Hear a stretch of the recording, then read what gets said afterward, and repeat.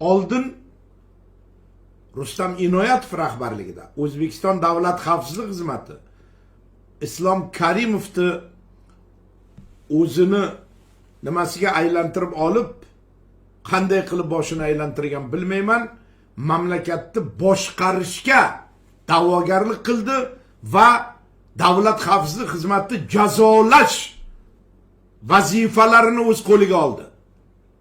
Uni haqqi yo'q, xavfsizlik idorasi jazolash bilan shug'ullanmasi kerak.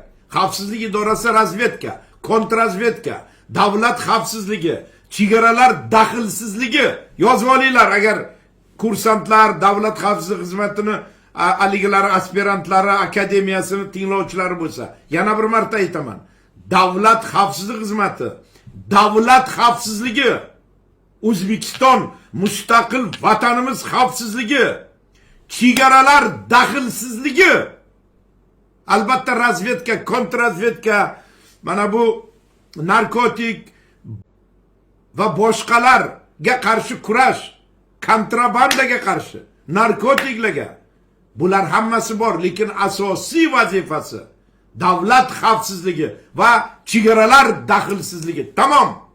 Ana shunday vazifadan uzoqlashib ketgan edi davlat xavfsizlik xizmati Rustam Inoyatov rahbarligida 25 yil davomida. Bugun kimdir aytishi mumkin, meni eshitib, Ismat Xushev xorijdan kelib Toshkentga Inoyatov ishdan ketgandan keyin ja qahramon bo'lib qoptilar-da deb. Chunki urush tugasa g'oliblar ko'payadi. Ularni bu gapiniga javob bermoqchiman. Yozib olinglar. O'zbekiston Davlat xavfsizlik xizmatini Rustam Inoyatov rahbarligida Islom Karimov davrida xorijda faqat va O'zbekistonda bitta jurnalist o'zini ismi familiyasini yozib tanqid qilish jasorati va jur'atini o'zida topdi. Bu Ismat Xushev. Eslaringizdan chiqarmanglar.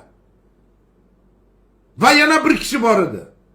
Bobomurod Abdullayev. Lekin u Usmon Haqnazarov nimasi bilan u ham juda katta jasorat. Men bugun efirda aytishim kerak. Bobomurod Abdullayevga qoyil qolishimiz kerak. Usmon Haqnazarov imzosi bilan birinchi bo'lib u dahshat soldi. Xavfsizlik idorasi va O'zbekistonni prezident atrofidagilarni yozib.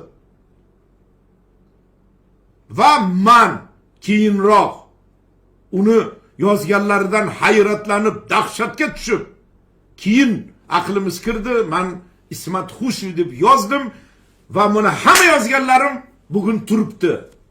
Dunyo o'zbeklariga kirsangiz marhamat topib o'qishingiz mumkin.